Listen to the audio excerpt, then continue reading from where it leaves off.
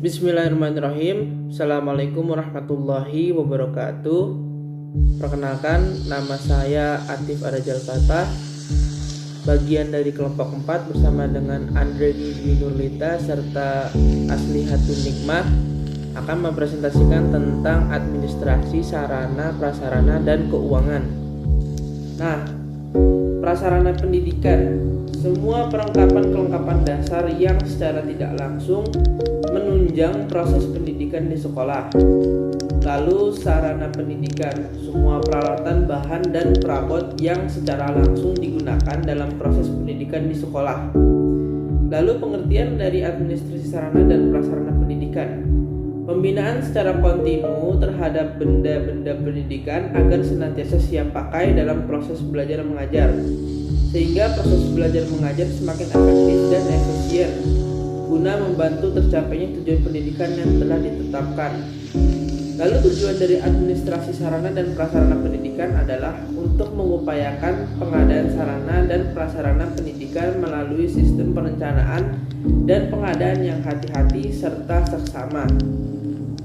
Lalu untuk mengupayakan pemakaian sarana prasarana sekolah secara tepat dan efisien, dan juga untuk mengupayakan pemeliharaan sarana dan prasarana sekolah sehingga keberadaannya selalu siap dan kondisi siap pakai di setiap diperlukan oleh semua personel sekolah.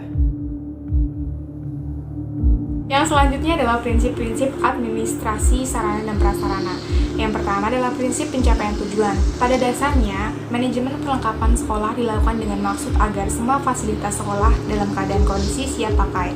Yang kedua adalah prinsip efisiensi, yaitu semua kegiatan prasarana sekolah dilakukan dengan perencanaan yang hati-hati sehingga memperoleh kualitas yang baik. Yang ketiga adalah prinsip administratif. Jadi di Indonesia terdapat sejumlah peraturan perundang-undangan yang berkaitan dengan sarana dan prasarana pendidikan. Sebagai contohnya adalah peraturan tentang inventarisasi. Terus selanjutnya adalah prinsip kejelasan tanggung jawab. Di Indonesia tidak sedikit adanya kelembagaan pendidikan yang sangat besar dan maju. Perlu adanya pengorganisasian kerja, pengelolaan perlengkapan pendidikan.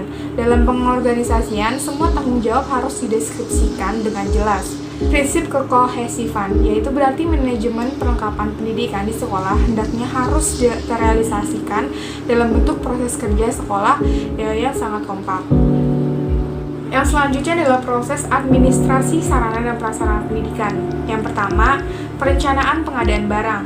Proses kegiatan administrasi yang baik harus diawali dengan perencanaan yang matang dan baik, guna untuk menghindari kesalahan dan kegagalan yang tidak diinginkan. Perencanaan yang baik berdasarkan kebutuhan yang disesuaikan dengan dana dan tingkat kepentingannya. Yang kedua adalah pengadaan barang, yaitu kegiatan segala bentuk kegiatan yang menyediakan semua keperluan barang, benda, atau jasa yang diperlukan untuk melaksanakan tugas. Yang ketiga adalah penyimpanan barang, yaitu adalah penampung atau mewadahi hasil pengadaan barang demi keamanannya, baik yang belum atau yang sudah didistribusikan. Yang selanjutnya adalah inventarisasi, kegiatan pencatatan atau menyusun barang-barang atau bahan yang ada secara teratur menurut kebutuhan yang berlaku. Terus yang selanjutnya adalah penyaluran, kegiatan yang menyangkut memindahkan barang dan tanggung jawab dari instansi atau pemegang yang satu kepada instansi yang lainnya. Yang keenam ada pemeliharaan, yaitu adalah kegiatan penjagaan atau pencegahan dari kerusakan suatu barang sehingga barang tersebut dalam kondisi baik dan siap pakai. Rehabilitasi, yaitu adalah kegiatan yang memperbaiki barang dari kerusakan dengan menambal, menyulam, atau mengganti suku cadang sehingga barang tersebut dapat dipergunakan lagi agar barang tersebut dapat dipergunakan lagi sehingga daya pakai yang lebih lama. Penghapusan dan penyingkiran, yaitu adalah proses kegiatan yang bertujuan untuk mengeluarkan dan menghilangkan dari daftar inventaris. Pengertian administrasi keuangan sekolah. Administrasi keuangan sekolah merupakan suatu proses pencatatan dan pengendalian keuangan milik sekolah yang dilaksanakan secara bertanggung jawab, jujur, terbuka, tertib, cermat, efektif, dan efisien, sehingga terarah dan tercapainya tujuan sekolah secara optimal, terutama dalam sarana dan prasarana sekolah. ada tips dan trik pengelolaan administrasi sarana dan prasarana bersinergi dengan administrasi keuangan. Sarana dan prasarana yang ada di sekolah perlu didayagunakan dan dikelola untuk kepentingan proses pembelajaran di sekolah.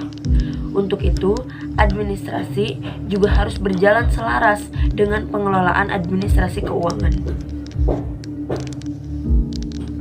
Perencanaan anggaran atau budgeting sekolah. Perencanaan anggaran sarana dan prasarana dapat diawali dengan rapat bersama oleh komite sekolah terkait perencanaan sarana dan prasarana 1 tahun ajaran. Kemudian, penyerapan anggaran sekolah. Jika penyerapan anggaran sekolah telah berjalan dengan baik, artinya perencanaan yang telah ditentukan melalui RAPBS dilaksanakan sesuai SOP yang ada di sekolah. Yang ketiga itu adalah pembukuan atau accounting keuangan sekolah. Kegiatan accounting keuangan sekolah akan berjalan dengan baik jika penanggung jawab keuangan telah melakukan tugas dan fungsinya sesuai dengan prosedur yang ada. Terus yang terakhir adalah pertanggungjawaban atau akuntabilitas keuangan sekolah. Berdasarkan perencanaan yang ditetapkan oleh sekolah, maka pihak sekolah akan membelanjakan uang untuk pemenuhan sarana dan prasarana sekolah secara bertanggung jawab dan dilaporkan kepada kepala sekolah, yayasan, orang tua, dan masyarakat.